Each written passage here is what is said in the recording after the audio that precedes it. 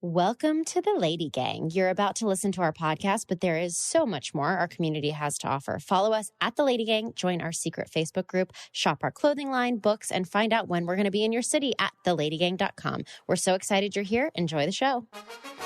Well, what is this? Welcome to the Lady Gang. That's amazing. Say that again. The Lady Gang. Things are about to change around here. Each week we catch up with Hollywood's hottest girl posse, Kelty Knight, Becca Tobin, and Jack Vanek. Hello, hello, hello. Welcome to the Lady Gang. I am Becca Tobin here with Jack Vanek and Kelty Knight. Happy to report that I have on the same creepy glasses that Kelty was sporting over the quarantine. And the verdict's out. Who wore it better? The verdict's out. It's pretty shocking how much a face can change a glass, you know? So rude. Like, Kelty looks like Jeffrey Dahmer. A little more masculine. Yeah, no. The problem with hers is yours is like they haven't been updated. Mine's a nod to that era. Well, yours are more of like an aviator shape, where Kelty's are like the square 70s serial killer glass. Yes. Yes. And they're a little bit tinted, which is like well, these are blue light glasses, so they block the blue light, so it's not tinted, it's the blue light glass. Anyway. But from an observer, they have a nice sepia tone. Well, can't win them all. This is a great episode, so I would like to get to it. It's time for Good Week. Yes, it is. Bad Week. Oh, no. I'll start. My good week is that the audiobook that I voiced, that I talked about. She's going to win a Grammy. I don't think, can you win Grammys for audio? Yeah, remember Kelty tried to submit a lady. Oh my God, this is fucking terrifying because, so I obviously didn't, let me just say, it was a really challenging job. It was very fucking tedious, and I have attention deficit disorder and also not a great reader, also not a great actor. So it was like all these things that were really fucking hard for me. And I thought to myself, okay, it's done. I love the author, this girl, Andrea Bartz, and she has incredible books that I've read all of them. And it was an honor to be asked. And then I'm on Instagram and Reese Witherspoon is posting that the book We Were Never Here by Andrea Bartz is her pick for the book club. This was also a day after she announced that she just made $1 billion selling Hello Sunshine, her production company. So all eyes are on Reese Witherspoon right now. Mm-hmm. And then the book then explodes and becomes an instant bestseller. It would have anyway, and I have gotten 400 people messaging me a screenshot of the audiobook saying, oh my God, I went to listen to this audiobook and it's your voice. So the amount of people I thought were going to hear my terrible job is so much higher than what I had anticipated. Is this book like it's like a story, right? With like multiple characters? Like, yes, do you have to like voice other people? Voice for the character? Like, now I'm going to be Jake. Yeah. No, it's the only heavy dialogue is between two girls that are in their late 20s. So it was not, character work, if you will. It was really, I could say. I'm like, did you have to work on like your voice, like your voice actor? No, but like it's a Simpsons person. It's hard as an actor who's used to playing one character and really being able to finesse how I'm going to say something, the intonation, blah, blah, blah. But with this, you're doing that, but like at a 3%, because you can't invest all that time into all the words that are coming out of your mouth. You could never invest that amount of time unless there are people who do. Wouldn't be surprised because I do the bare minimum. But it's hard. I'm very critical of my read because I'm like, if this were on TV, I'm going to listen to it. I'm going to listen to it. Not I'd read, but I'm going to listen to it. So my good week was that I'm very, very, very excited for this author. And my bad week is I'm very, very bummed out with the amount of people listening to my awful voice. It's always the thing that like you don't think is going to be the thing that ends up being the thing. And you're like, God damn it. Yeah, like this podcast. It's like I would have done that a lot differently if I thought that more than 0 people were going to listen to it or watch it. It actually pisses me the off because the amount of energy I've put into things that haven't gone anywhere is just exhausting. Yes. It's unfair. Well, I'll go. So I have a good week. I did a Scientifica? I did a scientific excavation this past weekend for everyone who listens to this podcast. If this is your first time listening to this podcast, you'll know that we have had a decades-long conversation about when you have to poop in fluorescent lighting. So you go to Target, you go to Home Goods, you go to wherever, and like instantly the bookstore. And for some reason, there's something, we've gone into the science of it. So I recently went to Home Goods and I timed myself and it was 12 minutes. 12 minutes and like 5 aisles of Home Goods until the urge hit me. I had no laxatives in my system. I had no coffees in my system. It was just the lights. So you're welcome. Scientist Kelty gives you 12 minutes of Home Goods before you have to poop. Did you poop in Home Goods? Yep. Man, I need to remember that when I'm constipated. It's so embarrassing. Can they just leave the bathrooms open? It's like they have the code on the bathroom, which I understand people are shoplifters and shifty, but it's like, then you got to go find the person and be like, can I get the code to the bathroom? And like every employee at Home Goods is like, you got to boop, right? Like they know. Oh yeah, for sure. They probably just don't. They want to like limit the amount of people that actually go in there, so they're like weeding some people out. The sewer out. can't take it. Yeah, I know. Yeah. Do you think you're going to get hired like Whitney got hired for this birth control because it's all about the vagina? Are you going to get hired by Home Goods and the whole campaign is like feeling the natural laxative? God, I hope so. I'll do anything for money. Okay, so my bad week is that I'm very behind on Fixer Upper LA. Too. Like this is just a disaster. Like nothing's getting done. I'm too busy. I don't have the energy. But we recently put solar panels on the top of the house because I want the whole thing to live off the grid. Great. And then the guys that were installing the solar panels all got completely mangled with the poison oak in my yard, which I didn't know I had. So they like came on day one and they're like, oh yeah, we all got a rash. I think this might be poison oak by the like box or wherever. It's like by places that I haven't been yet in the yard. So I was like, well, I better get the poison oak taken care of. So we finally found this guy. I was like Googling and I'm like, you can't use a regular gardener. You need a guy with like a hazmat suit, blah, blah, blah. So this guy's like, we'll take care of your poison ivy.com or whatever. So I call like, we'll take care of poisonivy.com. And I was like, hey, I got this poison ivy in the front yard, blah, blah. And he goes, no, I don't with poison ivy. Oh shit. And I was like, wait, what? He's like, no, I ended up in the hospital. We actually don't do poison ivy removal. And I was like, okay, but I called removepoisonivy.com. No. My poison ivy guy doesn't remove poison ivy. And that is my latest in my home odor. Shackle. Why are you even fixing it? That's what I said to Chris. I was like, do you not want poison ivy in the front yard? Don't you want people to get like... Well, is there any way Callie could end up getting a rash from it? No, it's in the front.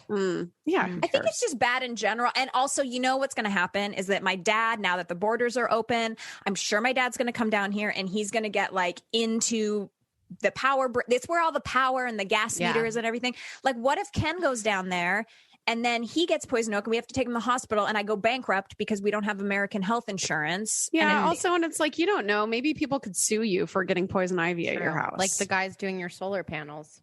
Exactly. Yeah. And here you are putting it on record that they did in fact get it from your house. Wait, do you know what I'm like, happened? This is exhibit A. One of Chris's clients was on Dak Shepard's podcast, and he said something about his lifestyle, and then the insurance company heard it and called and were like, we're taking away your life insurance. No way. Oh, yeah. My God. That's hilarious. I mean, that's it's amazing. Terrible, but also amazing. Yeah. Jack? Yikes. Okay, so my good week is a by proxy good week for Jared because he came up with this idea in his head that he thought it was really funny to tell people that Venice, like the city Venice that we live right next to, is short for very nice. And he has now convinced dozens of people that Venice is short for very nice. I think that's funny. It's great. People seriously believe this and like started Googling it. And I'm like, this is the best thing ever. You're going to end up like, it'll be changed on Wikipedia. It'll be like a whole thing. And I love that. That's a perfect Jerry lie too. Like Jerry with his like little smile and his freckles and his hair. Like if he told me that, I would be like, like it's an innocent crime. That Jerry would lie to you. Yeah, no, you would never. He's so believable. And I'm like, I love this for you. So that's my good week. My bad week is, well, good week. The main finally is playing concerts again, which is what I've been waiting for 18 months. I was at one of their shows. They did a radio show for 98.7, which was like a huge deal. They've never done a show like that before. They're performing. And during the performance, it was outside. And one of those like fig beetle things, those huge like June bug type things, lands on John's hand, their singer. And he was like freaking out and he didn't know what to do with it. It was like staying on his hand. So people are telling him to eat it, like all this shit. And he's like, not going to eat it. And this guy in the front row is like, here, give it to me. Like, I know what to do with it. And he puts his hand out. This guy grabs the beetle off of his hand and eats it, shoves it in his mouth, chews it up and swallows the beetle. Live. There's dozens of videos of it. And then he became a viral hit, hashtag Beetle Boy. This is reminding me of that Woodstock documentary I just watched. With Limp Bizkit and the Fires? Yes, that's the main is they're inciting animal eating. I mean, insect. He did not. No, their singer is also like the most green person in the entire world. Like would never hurt a fly. Like literally won't hurt a fly. So they zoomed into his face after it happened, and he was horrified. Jared's in the back going like, "What the." Everybody's like, no, this is not what we wanted. But Beetle Boy is like, now he's his own viral sensation. Like people are trying to interview him and shit. Wow. That is gross. That is so rock and roll. And like, we're back, baby. We're back. People are eating beetles at concerts. Yeah. And like to go back to like, you don't know what's going to be your thing. I'm like, if this is what catapults them into fame is this psychopath kid that ate a beetle, so be it. Like they've been just touring, hustling for 14 years. Yeah. And then like a kid ate a beetle at the front row of the concert and we got on GMA. Yep. There you go.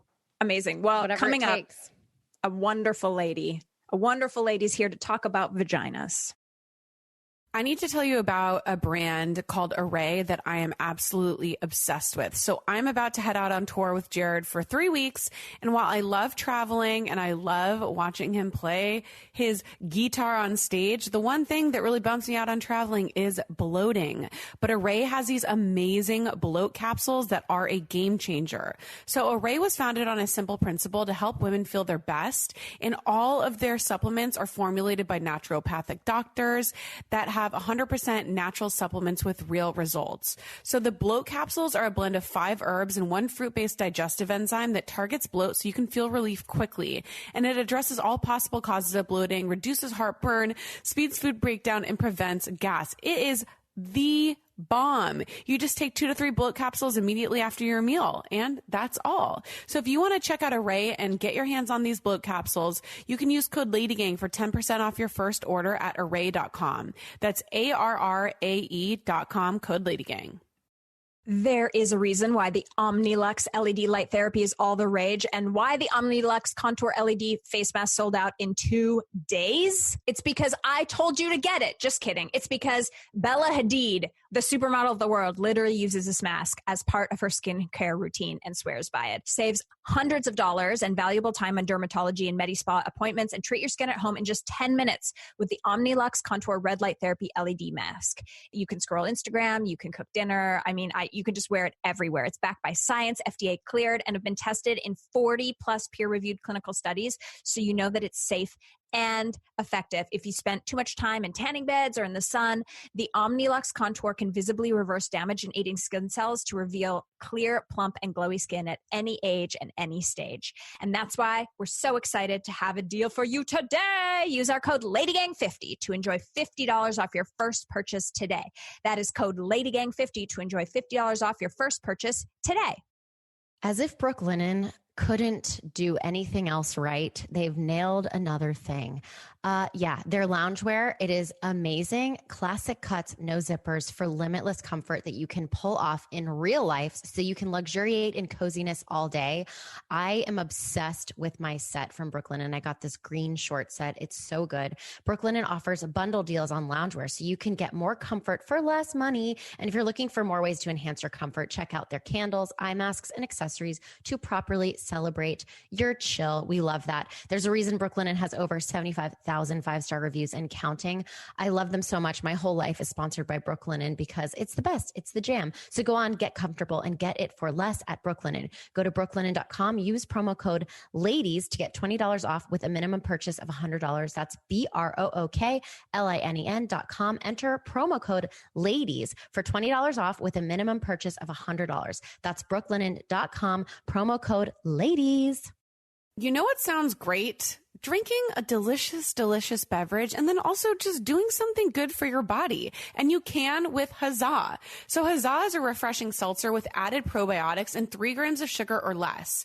Huzzah gives you all the benefits of probiotics in a seltzer that tastes like summer. And their non-alcoholic seltzer is chock full of gut-friendly probiotics. So this is the best because I'm not the best at taking vitamins every morning. And Huzzah is so good that I just want to grab one, even if it didn't have all the great stuff for my gut. So they have 3 delicious flavors. There's raspberry and lemon with tangy fruitiness and a citrus spark, strawberry and hibiscus with ripe strawberries and a tropical backdrop, and juicy pear, my absolute favorite, that is crisp and bursting with flavors. So put an exclamation point in your summer with Huzzah. Stock up with 20% off when you use code LADY at drinkhuzzah.com. That's code LADY for 20% off at drinkhuzzah, HUZZAH.com. Now back to the Lady Gang. I can't believe the day has finally come. After 6 years, we finally have this queen on the podcast today. My armpits are sweaty just thinking about it. Our guest today is an inspiration to all of the self-made, non-Hollywood spawn dreamers and is so famous that Glamour magazine wrote an entire article about how she sleeps, including a nighttime vagina oil. More on that later.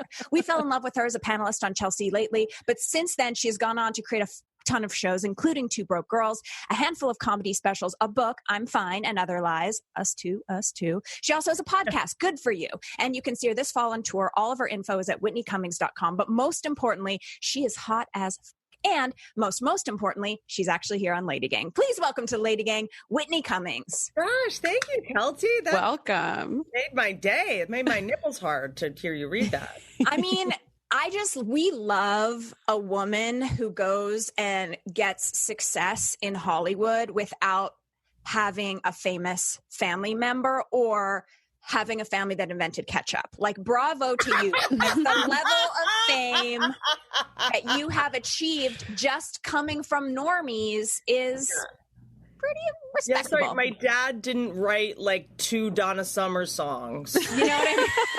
Like, I didn't That know is our dad oddly had to have specific. written like like the Fig Newton jingle in order to get an audition in Hollywood. Didn't know that. I love that you said that. What did you say? Non-Hollywood offspring spawn? Yes, exactly. Yes. It's like you're actually self-made. Like, you're really self-made because no one can fucking help you except yourself. And I love that. And I also love for the past, as many years as you've been around, we've been following your career. And I love how authentic you are and how real you are about, I remember specifically this moment of your life when it was like everywhere I turned, your head was on every billboard. Your name was in every article in the Hollywood Reporter. Like, Sorry you were, about that. no, it was amazing. And you were like, oh my God. But like, you opening up about the struggles of that was so real. And has been a point that we've come back to in Lady Gang many times of like, hey, are we taking on too much? Like, is this the right thing? Are we just saying yes because people are offering it, and it's an interesting thing. So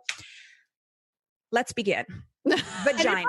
You're making me think. Okay, if you know me at all, you know that I go on tangents and stuff. But I appreciate that, hearing that so much, because so much of when I'm, podcasting or on other podcasts, I'm like, why am I blathering on about this? Nobody cares. Like, these days you just go on Hot Ones or, Love is Blind and you're famous. Like, no one wants to know how to, that's what self-made is. Everyone's like, Whitney, why are you wasting all this time writing scripts? Just go on OnlyFans, you moron.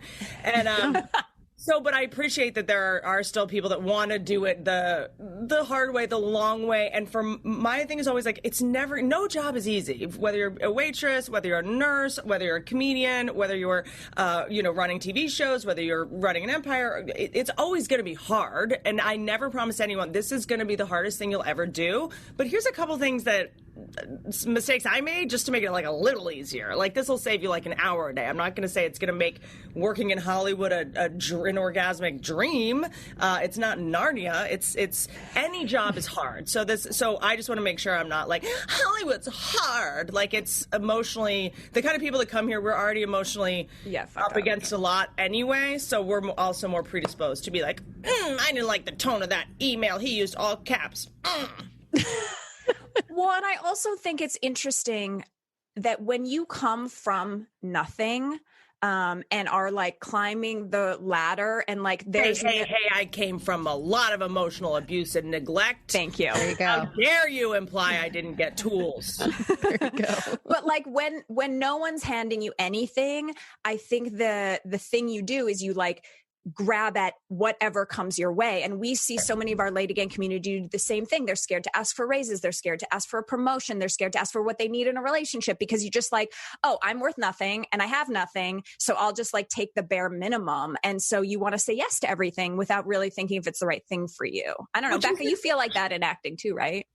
Yeah, I mean, all the time. And I was actually that just sparked a thought that I had, and I might be like stepping in shit because I might be remembering this wrong, but I feel like I listened to an interview with you where you talked a lot about codependency. And I think you were the first person that actually stated it correctly, what exactly it is.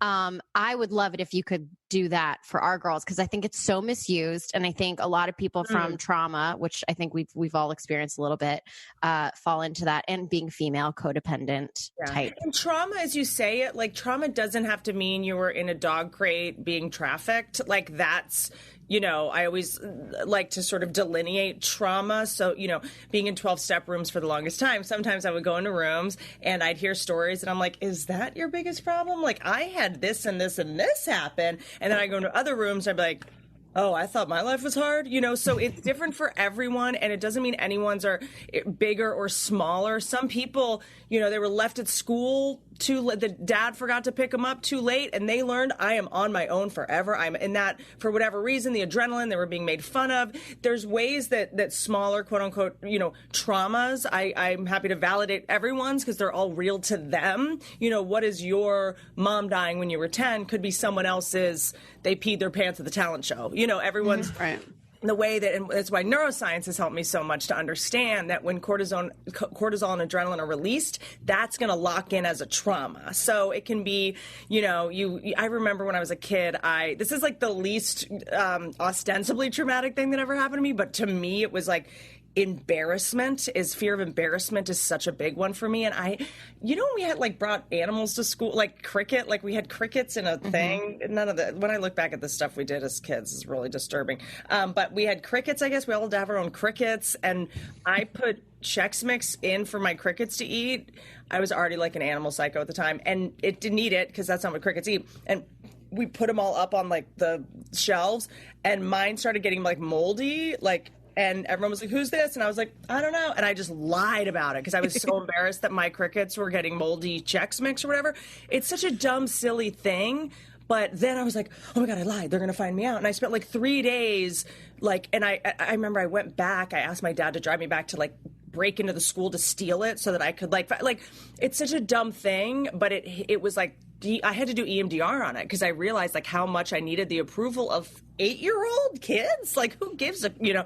So trauma is just for people listening. Don't think if you haven't seen someone get hit by a car or fall off a building, it doesn't mean you're not traumatized. You know, everyone's just kind of different. But yeah, for me, codependence, you know, I grew up in an alcoholic home, and for alcoholism to exist, alcohol does not have to be present, right? We always say for alcoholism to be present, alcohol doesn't have to be present. Because if you grew up around alcoholism, which we all did, literally in the 20s in the United States, they had to make it illegal. It was a problem. Cars came out, people were drinking and driving. It was a disaster, you know? So we have to realize what we came from. You know, I don't know what y'all's ancestry is. Looking into my ancestry has also been like a game changer for me, because I'm like, oh, every one of my grandfathers died of cirrhosis, like addictive behavior, like that's what was available back then. That's also what they used for anesthesia. Give them a break. It's crazy. inherited dopamine receptors that don't hold dopamine the same way. So whether it's that guy you're texting, whether it's you're scrolling on Instagram, which that is the same thing as a gambling addiction. You're always trying to get that hit, right? Every time you go to see a photo and it's like 50,000 likes, yes, but then you got to keep checking back. Like it's very hard to walk away. So codependence, there's a couple ways to define it, and maybe you, Jack, have your favorite way. But I like to say the couple ways that it clicked in my brain. Sometimes you just need the right person to say the right thing at the right time for you to have some kind of self-awareness. And it was the inability to tolerate the discomfort of others or perceived discomfort. So that's where it gets really tricky. So, it's funny because I would go to these double winners meetings, which is AA and codependence, and I would hear all of their stories. Were like, yeah, I was like on the freeway drunk and I was texting and I almost got in an accident. And, my ex-girlfriend, I thought she was cheating. So I crawled over her fence and like broke into her house. I'm like, we do all that sober.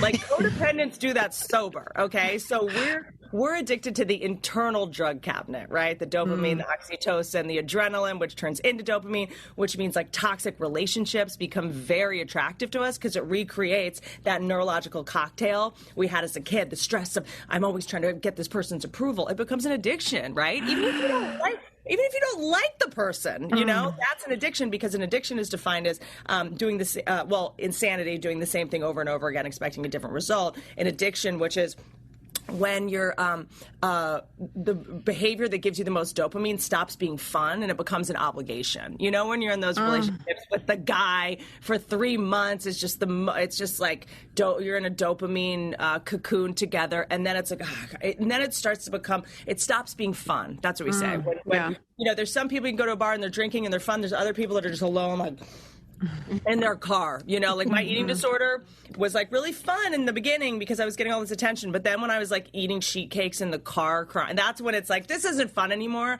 The addiction is dragging me around and forcing me to isolate. So codependence manifests itself, and then I'll shut up. And people pleasing, the inability to tolerate the discomfort of others, thinking that your value is has a linear relationship with your productivity, a tremendous amount like fear of authority figures, the inability to be friends with equals. You kind of always want to be friends with someone that's kind of above you, status and authority wise, or beneath you, because an equal is just harder to manipulate. Perfectionism. Damn, this is like I'm like, check, no, this is insane. Check. I mean, I can read you the laundry list. It's kind of a game changer. But yeah, so perfectionism. I mean, for me, I recently went on Prozac because I spent 14 years in a program trying to get a hold of this, but I would leave a conversation and be like, that was stupid. Why'd you say that? That was so dumb. This person hates you. And I'm a piece of shit in the center of the universe, right? Mm-hmm. Yeah. You're still saying, if you hate yourself, you're still saying myself. That's all you're thinking about, And so also people pleasing manifesting in shape shifting, right? I'm this person with you because I know you need me to be funny and entertain you, and I have to be small with you and dim my light because you're a narcissist. And if I steal your thunder, you're going to get mad at me. It's like we're just able to. I'm able to go around a party and just be this person for this person, this person. But I know I need to do this for this person, and I'm just can be 12 different people if I'm not in the kitchen trying to help the host clean up and she doesn't even want help. She's like, can you please go enjoy the party? I'm the person that's like, can I help you? Here's 9 presents. Do you need me to cook that? And she's like, I got it. Please. Like, that's why we say people pleasing is a form of assholery, right? So, and we got to look at our motives. Are you offering to clean because you want them to think you're a good person? Good people don't have to prove it. They're just good people. You know what I'm saying? Oh. And it's our way of going, like, it's a lot of like me. And then we try to stay away from the 3 M's. Mothering, martyring, micromanaging. So when we get in relationships with men if we conflate love and pity, if we ever are in a relationship because we want to rescue them, we want to fix them. I love to rescue a man. But they can't be rescued. They're adults. They're not at sea. They're not in a boat. It's a hard thing to learn. They're not at sea. They're not at sea is fucking epic. They're not at a dog shelter. Incredible. What do you mean rescuing a man? Like, it's the same thing of like how adults, when we say like, I feel abandoned, my therapist, like, adults can't be abandoned. They have cars. So your premise isn't even valid. We can't rescue a person. We're just drowning ourselves with them. We're just jumping into the car that's about to crash. We're not rescuing them. We're just abandoning ourselves, basically. So it took me so long. I mean, I was with a guy he's successful in Hollywood. He had 2 assistants, and I'm like running around getting groceries. And like, if he didn't see that I got them, I'd be like, yeah, I got groceries today. It was not about doing the nice thing. It was about getting credit for doing the nice thing. And, a lot of self-deception, a lot of looking at your motives, a lot of over-gifting, stuff like that, and spending a lot of money on things that so people can perceive you a certain way instead of just allowing yourself to be authentic, which I think people struggle with, codependent or not. But it's a lot of, those people that are like, are you okay? Are you okay? And you're like, if I'm not, I'll let you know. Yeah. So it's taken me a long time. And codependents also feel, do a lot of things out of obligation, whether it's that birthday party that, the people that are like, I have to go to get drinks, and then I have to go to this birthday party, and I have to get up and drive my friend. You're not a good person. You're martyring yourself, and we say in program that self-care, the way we put others first is to put ourselves first. So codependency, we're the ones that always get out of the relationship, and you go, what's wrong? What happened? I loved him too much. No, you were probably annoying, and codependents do 90% instead of 10. So dark. The church of Whitney really dark. is like...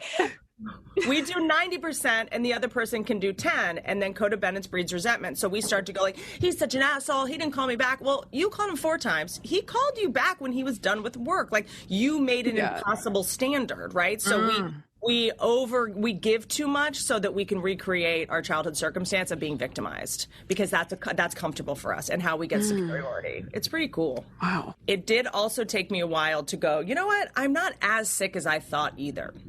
So it took me 14 years in therapy and to go like, oh, I was also a perfectionist in how sick I was. Like, once I went into a 12-step program and I was like, yeah, I have that. Like, I wanted to be the best sick person, because that's the perfectionist mentality. If I'm going to be an Al-Anon and a codependent, I'm going to be the worst possible one, And so it's also the way we over-pathologize ourselves right now, just as you say, like, maybe I need more therapy. Maybe you don't need any at all. Who knows? I'm not, or a different kind or whatever. But I think a lot, I'm having a lot of conversations with women right now and people that are talking about mental health, and I see we're all doing awesome.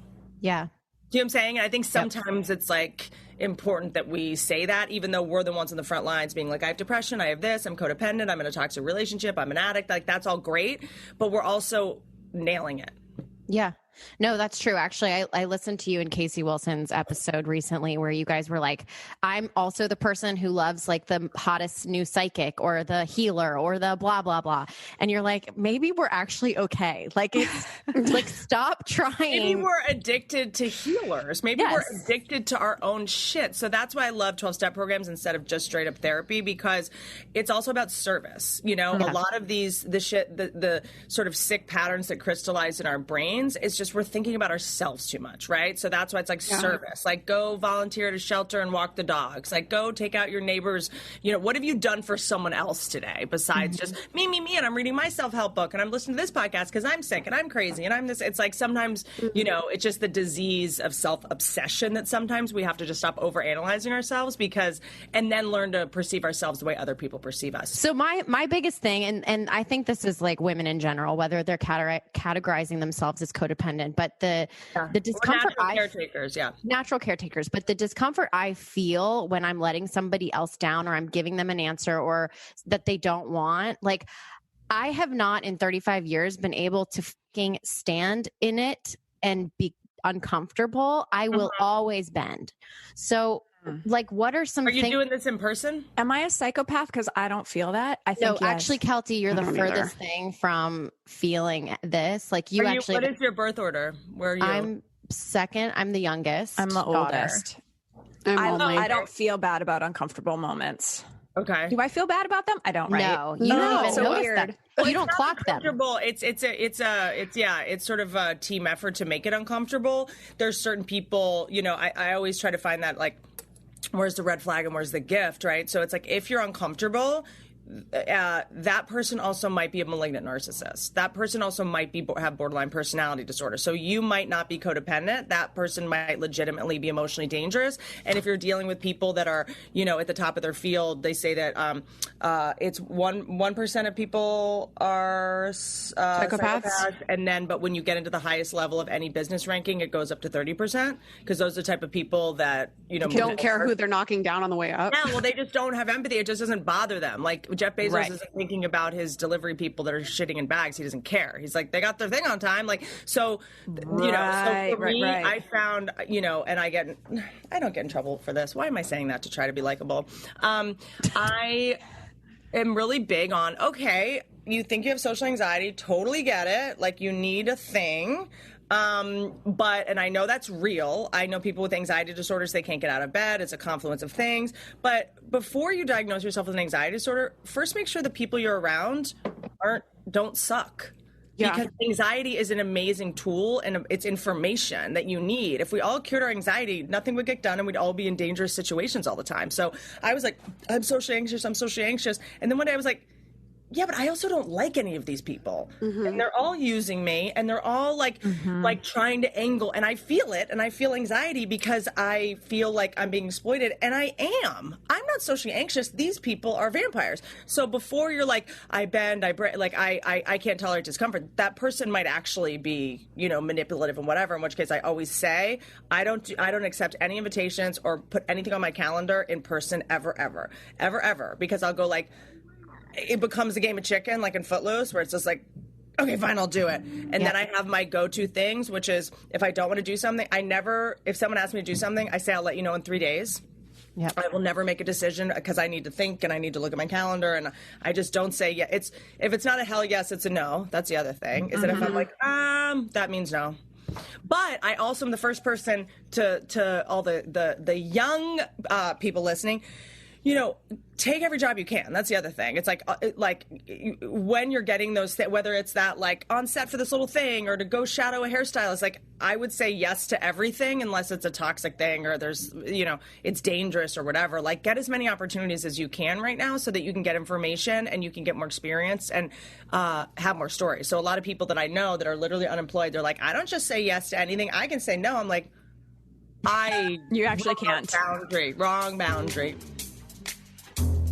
Hello, you sexy ladies. If you've been living under a rock, we are collecting all of our favorite lady secret stories for a brand new project that we are working on. And this week, we are collecting your stories, your deepest, darkest, secretive stories about dating. Now, this is something that I can relate to because I pretty much almost exclusively have really terrible, cringy dating stories. So if you have like a dating app disaster when you thought that the guy that you're going out with was like 6'5" and gorgeous, and then you get there and he's 5'2". I don't know. If you have lies that you have told to get out of dates before. I have bailed on dates for the dumbest reasons ever, like pretending that my grandma died when she died 15 years ago. Or if you have like first date blunders, or I don't know, accidentally dating your cousin. Somebody out there has had to do that. Write in your stories at theladiesecrets.com. It's completely anonymous. You can put in a little alias. We can't track you at all. Or if you're more of a talker, you can call us 1-844-SEXY-LADY. That's 1-844-SXY-LADY. Make these stories juicy. We want the juice. I'm so excited to tell you that Lady Gang is sponsored by Rent the Runway this week. I'm a big Rent the Runway fan, and I have been for years. Rent the Runway's membership gives you monthly shipments of designer clothing and accessories for a flat monthly price. It's free and it's easy, and the shipping and the cleaning and the rental coverage is all included.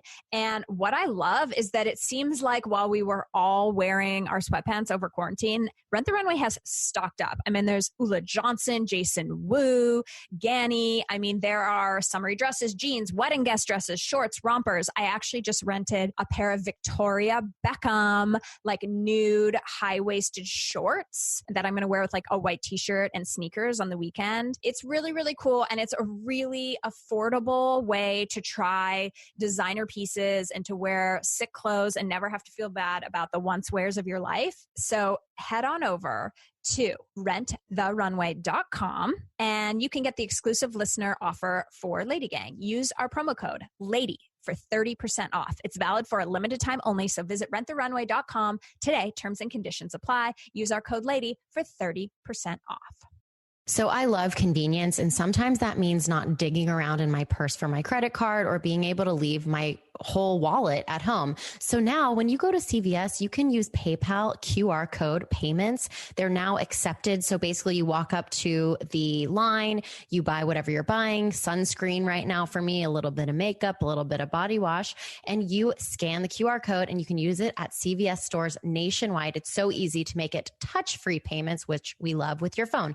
Plus you get $10 cash back on your first purchase of $20 or more. That's like free money, you guys. It actually is free money. So we love PayPal. It's an app that we love, and we trust how secure it is to making purchases in general, wherever you are. We love it so much. Again, get $10 cash back on your first transaction of $20 or more.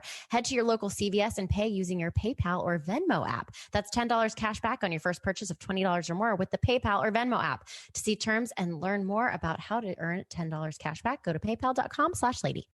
We're really excited that we have BetterHelp as a sponsor here on Lady Gang. If you're feeling depressed or struggling in your relationship, or you're having difficulty sleeping or meeting your goals, BetterHelp offers online professional counselors who can listen and help.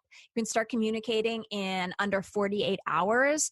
This is not a crisis line, and it's not self-help. This is basically the kind of millennial version of therapy. I do my therapy online as well. There's a broad range of expertise available. The service is available for clients all around the world. So wherever you're listening from, you can log into your account and send a message to your counselor. It's definitely more affordable than traditional offline counseling, and financial aid is available. So our podcast is sponsored today by BetterHelp, and our listeners get 10% off their first month of online therapy at BetterHelp.com/LadyGang. Visit BetterHelp, HELP.com/LadyGang and join the over 1 million people who have taken charge of their mental health with the help of an experienced BetterHelp professional. You're listening to the Lady Gang. I wanted to say something about Jack, because this is what you were, I just want to go back to what you said about the anxiety, because we've been doing Lady Gang for 6 years now, and we were with Jack. She was in a troublesome relationship, and we actually have seen these two very, like the actual human version of what you were just talking about, because I feel like when you were in your past relationship, well, you can talk about it, Jack. Like, you're in your past relationship, you had so much anxiety. You were like, and then now that you're with someone who's wonderful. Yeah, no, when I went through a relationship with somebody that was absolutely a narcissist, maybe bordering on a psychopathic behavior, personality type. But it was that constant, like, it was like a drug for me, like getting in these fights and making up. And then he was like withholding sex. And it was like a cat and mouse game the entire time. But I don't operate under that type of stress level at all. Like, I'm a very cool, calm, collected person usually, but I turned into this like manic, nervous, like completely like crumbling type of a person when I was in that relationship. So it is that like getting that rush of whatever it is, even if it is this like toxic, horrible, like screaming match with somebody. Yeah, and that is I'm going to talk about my personal experience, so you don't think that I'm like judging you in any way. I was diagnosed as a love addict. I wrote about this in my book, and love addiction doesn't mean you're always a love addict. Like for me, you're always like, it's just when you get the hit. So it's like people that do heroin and they get sober they cannot think about heroin for 2 years, or they can be right next to it and go, nope, I'm sober. The stinking thinking, they're in their contrary action, but then once they're on it, gone, because your dopamine receptors have like totally switched gears and you are gone, right? The beast has taken hold. So for me, before I was in my first like very, I've been in a lot of addictive relationships, but toxic, that's why I always like to say addictive instead of toxic, or addictive instead of like psycho, and all these words that just don't mean a lot. I think, but we'll talk about love addiction in a second, but I think the most important thing and this is not a blame thing, because it's always blameless, which is like, yes, he's this, but take the focus off him. What's going on with us that we keep getting in the car, driving over, we take the left, we do the part. Like, we have so many opportunities to go like, this is not good for me, this is bad. Like, we're at a point where a lot of us are like, we're not drinking soy milk because it has hormones in it. And then we're in a relationship with someone that treats us like shit. It's like, what? Like, you can't eat that. It has chemicals in it. It has gluten. Like, you have to make your own almond butter. Are you insane? And then we're dating these like people. And I'm like, it's just the internal pollution. Like everyone's so obsessed with their bodies that they forget about taking care of their brain. Oh, so true. And I'm like, and then I walk around and I see friends. I'm like, why you got a Birkin bag? And you've never been to therapy. What's going on? Right. Why are we investing in ourselves? Priorities. But the love addiction steps really helped me, because once you're in it, to give you all the like love and credit in the world, when you're in it, name the last person that you saw that had a drug problem where you're like, hey, what's going on with you and the cocaine? They were like, you're right. I gotta stop. They're like, what do you mean? What cocaine? What are you talking about? Like, our brains are designed to defend what give us dopamine and what pair us. So all your DNA and all your brain wants is for you and that guy to procreate, especially because biologically, we talk about sexism a lot, and like Hollywood and businesses, our biology is the most sexist of all. We don't roast. We haven't canceled biology yet. That's what we need to cancel, because your brain, the more alpha. Were you on birth control at the time? Well, I was, and then I wasn't, and then I was, and I thought that I was going crazy because of the birth control, but like, which we need to talk about. We need to get to the vagina. But that's right. But when you are on certain birth controls, it does make you smell olfactory glands differently, and we seek men that are more like alpha. Like, you're looking more for a guy that's going to you over. Beat up anyone that's going to. So like the motorcycle guy, the Axe body spray guy, you know. So, but just know poor Axe body spray. When did he get that rap? I poor know. Axe. We all know exactly the smell. When you said it, we knew the smell. It's the Nutri-Car Noir, isn't it? But also just forgive yourself, because we are wired to want to be turned on by assholes, because our sort of reptilian brain goes, yes, this can protect my child. We're not designed to pair forever, really, right? So we stop producing dopamine. I made a whole movie about this, and I can't remember any of it. Female brain. Yes, so just forgive yourself. I thought you were looking for the title. Sorry, that's obviously right. You know the title. I'm so worried I'm not allowed to say the word female anymore. But you just forgive yourself. And I talk to myself. I'm like, this is just okay. I'm attracted to that guy. He's got a motorcycle. He's got 50 women's names tattooed on his abdomen. He's spray tan. This is a bad idea. But I just have to go, you're fine. It's 2021. It's not. We're not living in the jungle 5,000 years ago. I don't need protection from a man anymore. I don't. I have an alarm system. I've got mates. I have dogs. I don't need that. So I have to kind of just talk to my sort of reptile programming and go like my amygdala. Go, I know what you're doing. I know why you think this is a good idea. This would have been a good idea 1,000 years ago, but no, not today, baby. Not today. Can we please get you a show where you go and you help women like through these situations? It's just like thinking about you giving a woman a pep talk. Their amygdala is fucking amazing. I feel amazing right now. I'm like, I do too. Incredible. Everything makes sense. This is why this is a great segue. This is why this is incredible, because you have a new campaign, just say vagina.com. It's called Say Yes Vagina. And it's like when they were like, do you want Whitney? We're like, yeah, of course. They're like, she's going to talk about Say Yes Vagina. We're like, we say vagina all the time. And my mom's embarrassed when she listens to podcasts, but like, I love this whole campaign. So please, you're here to tell us about it. And I think this is really important because this is a very interesting product. So give us the spiel.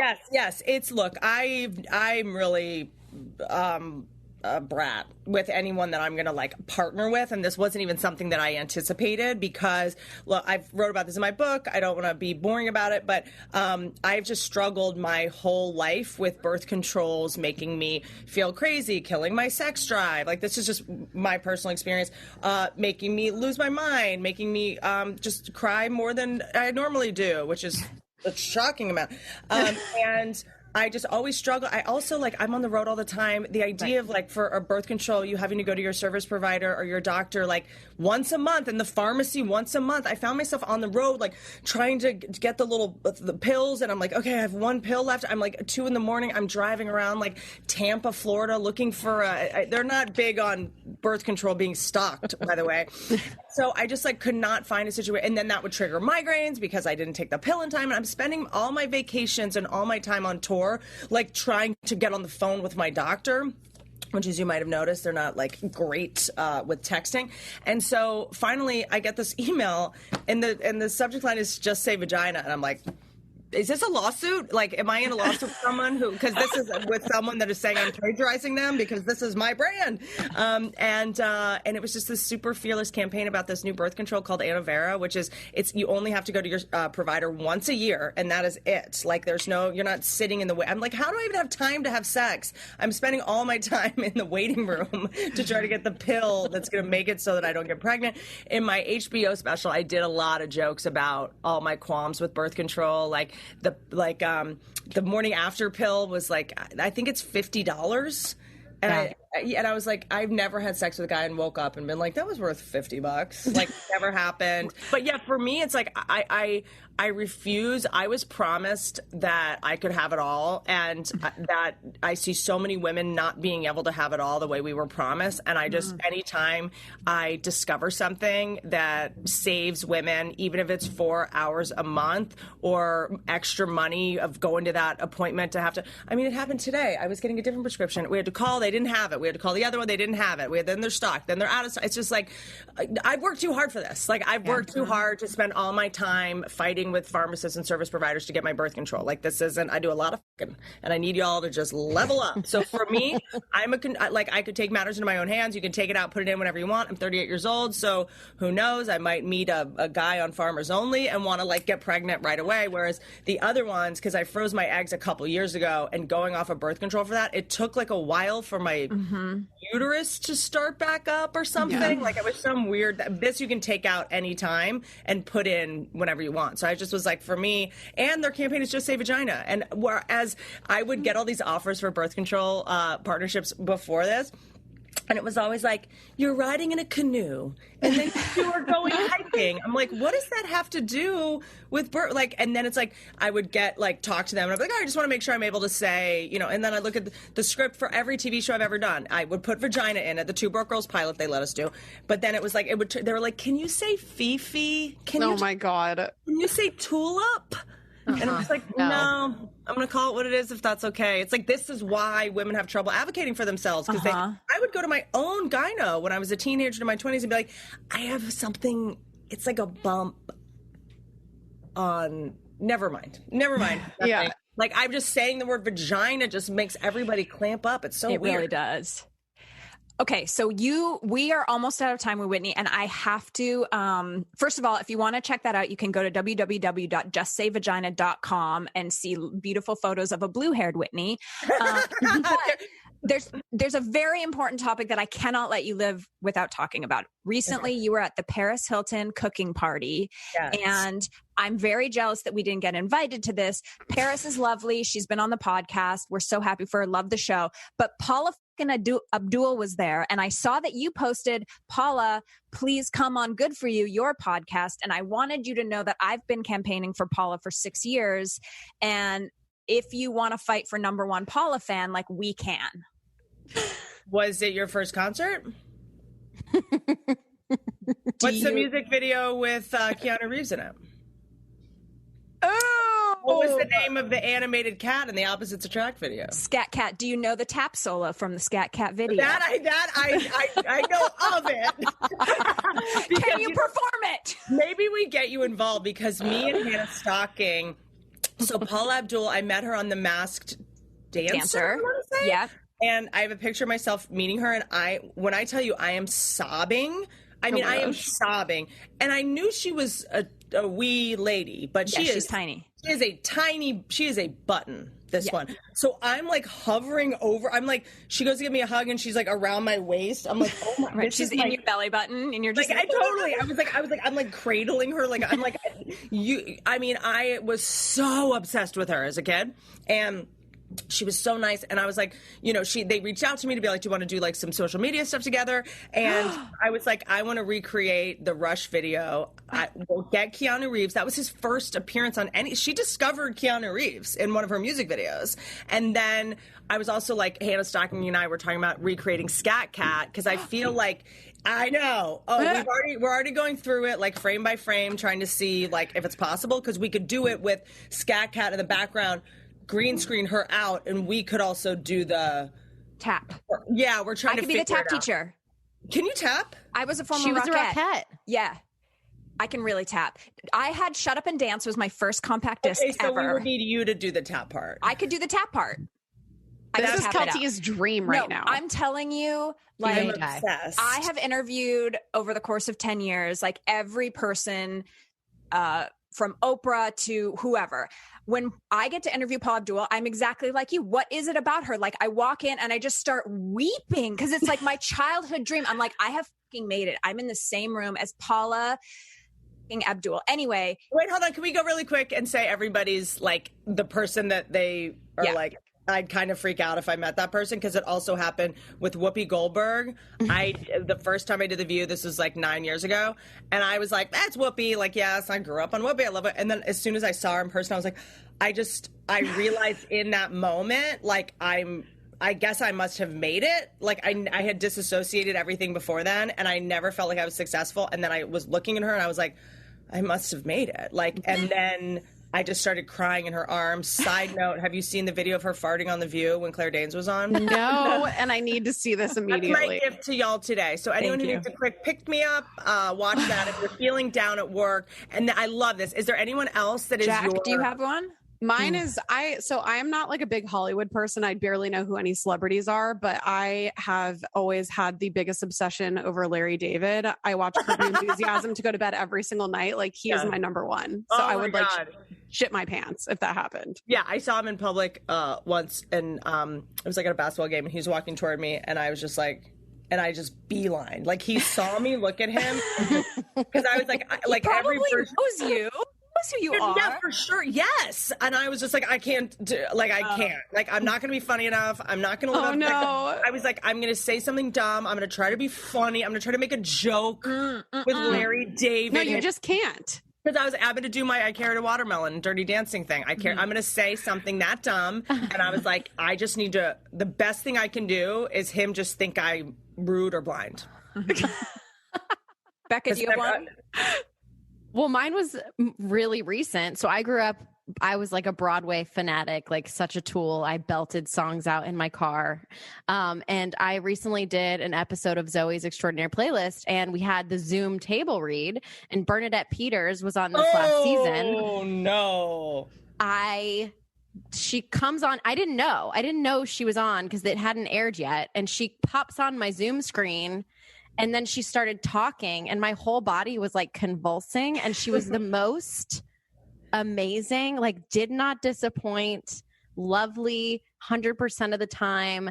I just like, she was a hero that I absolutely was happy to have seen. So cool. Well, listen, Whitney, you're a hero. You can follow Whitney at Whitney Cummings. Head on over to her website and find out where you can find her on tour right now at whitneycummings.com. She's very busy, not looking for birth control in Tampa on this tour, because she already has her birth control ready to go. And her podcast is available every Wednesday. Good for you, which is perfect. Tampa, have a couple of those morning after pills ready. So that I can bring them back for Jack. She seems like she's struggling. I don't need them. I'm on Anavera, but let me just bring some. You want some of that Tampa morning after? Oh, yeah, I'm sure it works. The good stuff in Tampa. Anyway, Whitney, thank you for gracing us with your brilliance, and we will see you next Tuesday. Thanks for listening. The Lady Gang is produced by Alex Ingber, Steve Delameter, and Jared Monaco. Make sure you subscribe, rate, and review our podcast. And if you love it, share it with your friends on social media. Like, oh my God, I just listened to Lady Gang. This episode's so great. Swipe up to listen. And if you really want to, which we know you do, please follow us on social at Kelty, at Becca, at Jack Vanek, and at The Lady Gang. Sign up for our newsletter at theladygang.com and join our secret Facebook group. It's super fun. See you next Tuesday.